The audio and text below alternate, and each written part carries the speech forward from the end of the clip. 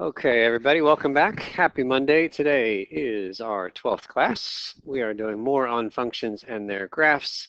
Coming up in a few classes, I guess this is Friday, I will hand out project number 2. Don't need to worry about it, but it's on its way, and then you'll have a couple of weeks before it's due. Questions on the calendar? Okay, then let's keep on keeping on. So we're starting basically right on time here because this preview exercise was so short. Can we just get the answers up here? How do we read the parentheses? F of 0, right? Not F times 0, not F0, not F parentheses 0. F of 0, what is it? It is 3. Remember, the 0 is the input. That's the X right there. And then the whole thing, the F of, is the output, which is 3. For what values of F of X is F of X equal to 0? In this case, X equals 2 and -3. That's right, because in both of those cases, the output value, the Y value, is 0. Okay? So that's part of what we're after today, is just getting comfortable with reading graphs and this potentially brand new notation with the functions. Pete. Which one? The X equals? What did you write?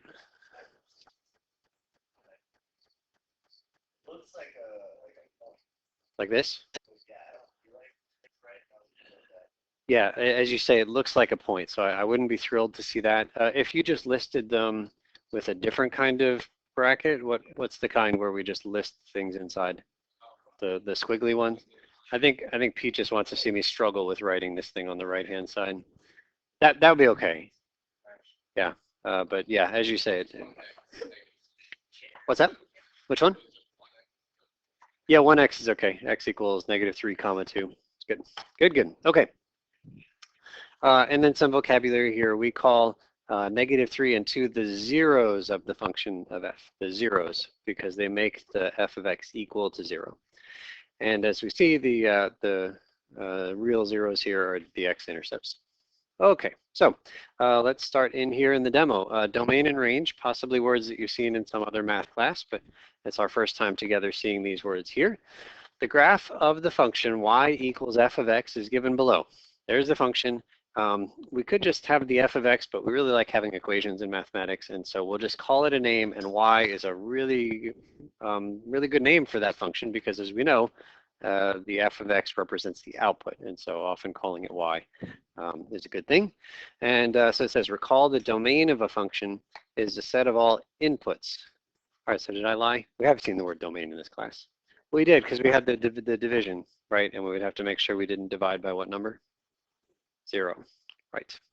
Okay, so domain is the set of all inputs and range is the set of all outputs. What am I talking about? In the very last class, we talked about domain and range with the bubbles. Apparently I wasn't here on Friday. Okay.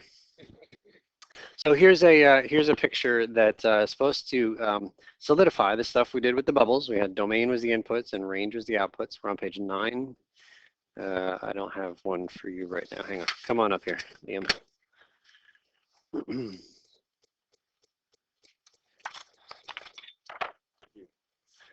Okay.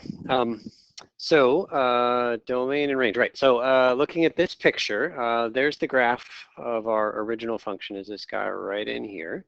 And so the domain, remember, is the set of inputs. Now, if we went over here to, for example, let's make up a number x equals -1, and I look up above and I look down below and I see there's no picture, right? The graph does not live above or below x equals -1. What that means is that x equals -1 is not in the domain. It's just not there. The function doesn't live any place where x equals -1. What's the smallest x value where the function lives? Well, that's this beginning guy right here, whatever that number is. That's where the function starts, okay? And so that's the beginning of the domain. And so the domain picks up there and it goes all the way until you get to the biggest x value where the function lives. And once you get past that, maybe I'll make up a number over here and call this 8. Again, there is no picture above or below. The domain doesn't get out to 8. It doesn't start at -1. It's just where the picture lives. In this case, we take the graph and compress it straight down onto the x-axis. Could you imagine if the graph were below the x-axis? We'd compress it up. So just go up or down to the x-axis. That's where we'll find the domain, all right? And then the other direction is the range. So all we're doing is compressing the graph to the left in this case to find the y-axis. There are some numbers that are repeated here. Do we see that? There's some y values that appear twice. Like for example, if I go to this number, I'll make it up 7. I can find a dot right there that is at a height of 7. And if I keep going, I can find another dot at a height of 7, and that's okay. We don't need to list the 7 twice. All we're doing is listing all the numbers that get output by this function someplace. And so in this case, the range would start here where the bottom of the graph lives. It's really tempting to say, oh, the graph ends right there. Is that the end of the range? No, because the function goes higher, right? You got to go all the way until the top of the function, from bottom to the top, which might not be the start or the end of the domain. Okay. All right. So number 2 says let's find the domain and range of the function illustrated below. We're going to use interval notation for this guy right here. Domain at the far left. Where does this picture, the graph, begin? At -7, comma. And then at the far right, where does the picture end? Yeah, it goes to infinity. You can see that arrow saying, hey, we're doing this forever. And that arrow means we got to assume the behavior continues. So infinity. -7, is it included or excluded from the domain? It's included because there's a filled in dot over there. If that were an empty circle, it would not be included. And so we know that included means the square brackets. How about infinity? Square or parentheses? Parentheses. Infinities always get parentheses. Okay. Same game with the range. Start at the bottom. Oh yeah, Jed.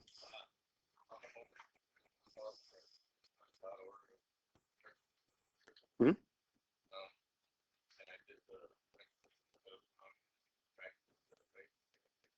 Yeah. I'll say, yeah, so let's take a look, for example. I'm going to erase this for just a second. Is there a filled in dot? Like, did we go out of our way to make a filled in dot there? We didn't, right? So the assumption, like, if you can see the graph there, it's there. Like, the points are all there. What's the only way we can make it so the points aren't there? Is with the open circle. So yes, unless there's an open circle, it's included. So use those brackets. Good question. Get that back. All right. Okay, so thinking about domain, we start at the far left, we sweep to the far right every time. For range, start at the bottom, sweep to the top. What's the, it's like a Karate Kid thing there. What's the bottom? -2. It's the y value, the output, comma, top. It's not 6. Why is it infinity? The arrow. Again, we got to assume that this thing is continuing with the behavior that we can see. So in theory, that goes up forever, infinity. -2, is it included or excluded? Included. There's a dot down there. This is Jed's question. What if there weren't a dot? What if it was just the curve, no dot? It's still there, right? It's implied. What does a curve mean? A curve means that infinitely many dots are all there, right? The only way we can say it's not there is with that empty circle. Okay, and then again, infinity is always parentheses. All right, next page.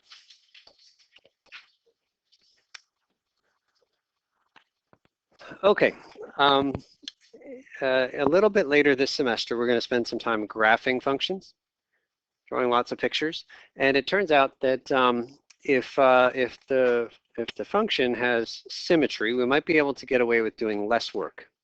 So like imagine your face is perfectly symmetric, and so like if I just saw half of your face, then I would know what the other half looked like, right? It's the same idea here. If you have a graph with symmetry, maybe you do a lot of work to find out what half of it looks like, but then you don't have to repeat all the work again if you've established it looks the same as the first half, okay? So that's what we're going to be talking about here is symmetry for the purpose of saving us some work when we draw full graphs. Okay, here's the definition. An even function, brand new phrase for us, even function is one that is symmetric about the y-axis. That is the definition. An even function is one that is symmetric about the y-axis. I'm going to draw a quick picture up here. You guys know what y equals x squared looks like. Draw it up in the air with your finger for me. Y equals x squared. What does it look like? Yeah, that's good. Good, right? It's our friend the parabola opening upwards, right? And so if I draw this guy, that is symmetric over which line? Over the y-axis, right? It's exactly the same. It's like a mirror image on the left and the right of the y-axis. Do you see why functions that have this symmetry about the y-axis are functions that we call even? Even, right? Is that 2 up there is an even power. If I made it x to the 4th, you guys know what y equals x to the 4th looks like? Yeah, it's going to be almost exactly the same. It's going to be really, really tall. It's actually going to get like flatter. It's going to be a little bit flatter for just a tiny bit here, and then really tall, but still symmetric over the y-axis. And no surprise, it is an even power up there. We'll look at x cubed in a second, but x cubed does not have this symmetry over the y-axis. Okay, there's this additional property here. It says f of negative x equals f of x. A lot of symbols. I'm going to try to convince you that that highlighted thing means symmetric about the y-axis. We all understand the picture with the symmetry. I want us to understand this function notation stuff too. Let's take a look at this picture down here, the blue one. And let's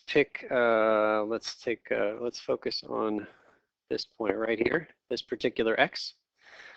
Looks like, I don't know, it's about 2.5, I guess.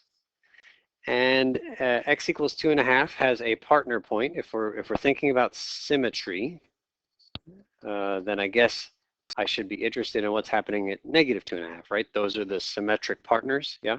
Like every x value has a symmetric partner on the other side. And so in this particular case, if I go from 2.5 down to the curve, I land here, and then heading over here, it looks like it's about negative 15. In the table, it's actually given with more accuracy, negative 14.44, okay? And if we do the same thing on the other guy, the negative 2.5, and we go down to the curve, and then we try to read the y value, what do we discover? It's the same y value. And isn't that exactly what we'd expect when we have symmetry over the y-axis? Is that you have exactly the same y value. And there wasn't anything special here about 2.5. You could pick any point you wanted to, and its partner should be at the same exact height. So how would we write that? Okay, this 2.5, was that an input or an output? Input.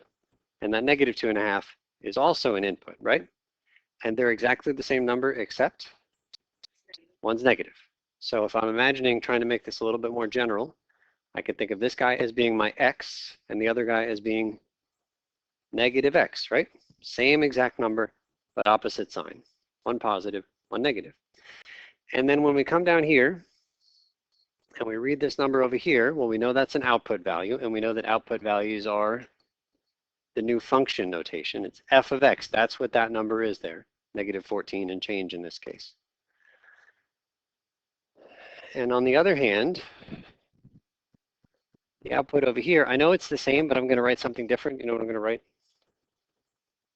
This is f of negative x, isn't it? Because you went to a number called negative x, and then the output is just f of that number, f of negative x. And what's the relationship between f of x and f of negative x? They got to be equally to each other. That's what made it symmetric. And so that's all captured in this highlighted thing. It says that for any x that you pick, any number that you want to input, f of x, that's the first output, and f of negative x, that's the other guys, the partner's output, are equal. That's the definition. There's a lot captured in that little highlighted phrase, a lot of notation. Opposite inputs, exactly the same output. That's symmetry over the y-axis. All right? Okay. Coming down, let's do the next one down here, number 5. So that was even functions up there. Maybe I'll highlight that word too. Even function, symmetric about the y, and f of negative x equals f of x.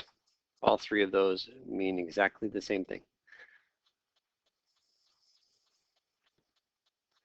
And then down here, number 5, an odd function. Well, you might make a guess, I mean, if you haven't read it yet. Like we said, even was symmetric about the y-axis. Odd function, symmetric about the x, doesn't that, like, that's the natural place to go, isn't it? Symmetric about the x. Just pause for 1 second. Suppose that I gave you this picture right here, and I asked you if it represented a function. Does that represent a function? Alexis, what's wrong here? You guys remember the vertical line test, right? If you can draw a vertical line that hits more than once, then it's not a function. And just to refresh our memories there, it's because we got a particular number here, 3, which maybe has an output of 5, but then also has an output of -5. And you can't have a single input with 2 different outputs. And so that's not a function. So even though, it's symmetric over the x-axis, if we're talking functions, we're never going to have something symmetric over the x-axis, right? Because as soon as you do, it's not a function. Okay, technically there is one function that is symmetric about the x-axis. It's kind of cheesy. Anybody know what it is? Can you think of something that's exactly the same above the axis as it is below, and yet never has this issue where one line is what? It's not a diagonal thing. What'd you say? Y equals 0. That line right there technically is symmetric. Everything above is a copy of what's below, and it is a function because there's no vertical line that hits it twice. Yeah, right, but that's the only one. So we're not going to be talking about symmetry over the x-axis because it's not going to be a function unless it's this horizontal line. So what we are going to talk about is symmetry over the origin. So here we go. An odd function is one that is symmetric about the origin, and then it's got this property here which we will analyze. F of -x equals -f of x. All right, let's think about this guy. We know the graph of x squared really well. It's what we drew over there. X cubed, I'm guessing some of us know what this guy looks like. Can you draw this one in the air? Y equals x cubed. Anybody? Yeah. We have a lot more familiarity with x squared. Right, we really like x squared. All right, so here's what x cubed looks like. On the right of the origin, actually looks just like x squared. It grows a little bit faster on the right-hand side once we get past 1. But Jed? Yeah, it doesn't turn around at the origin like x squared. It goes that way. Right.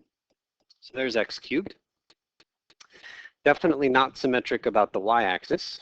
Right? If you flip it over the y-axis, you land on blank space. It's not symmetric about the y-axis, but it does have a certain kind of symmetry, and that symmetry is over the origin. And so what that means is that if you were to take, for example, a random point over here, can you see where the partner is through the origin? So to find it, we go straight line to the origin, and then that same straight line to find the partner, okay? That's what it means to be symmetric about the origin.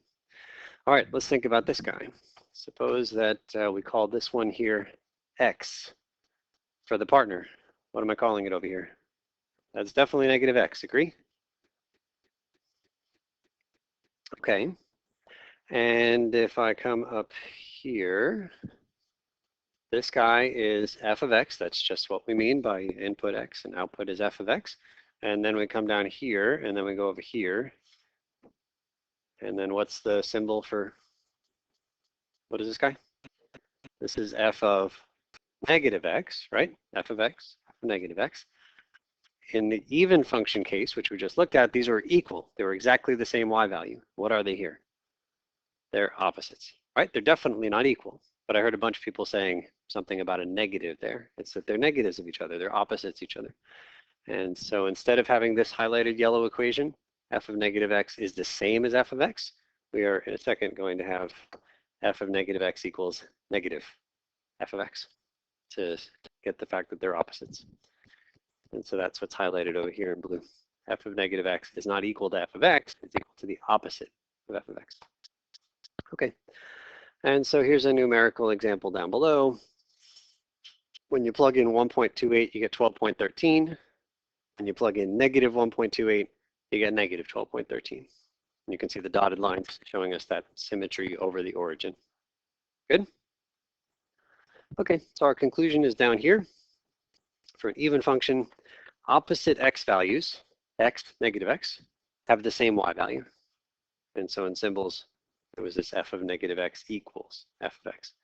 For the odd function, opposite x values, that's still x, -x, have opposite y values. So f of -x wasn't just f of x anymore. It was negative f of x. A lot of symbols going on there. Okay, the activity is on the next page. I'm going to give you some fair warning here. Oftentimes our activities are just more examples of the stuff that we cover in the demo. That is not all that this activity is. There is going to be new material introduced in this activity. And so you're going to see brand new stuff, and you're going to go slowly through it. Make sure you understand all the steps that are written out, and then you'll have chances to practice the new stuff. And as usual, I will walk around and help. All right, let's see how far we can get.